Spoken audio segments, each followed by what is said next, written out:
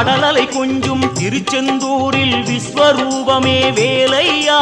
பழமுதி சோலை அறுபடை வீடும் புண்ணிய தரிசனம் முருகையா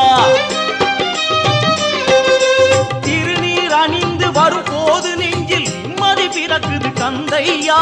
சுகனே சிவனார் மகனே உன்னை பாட பாட சுகமாகுதையா வேல் முருகா அரோகரா அரோகரா வேல் முருகா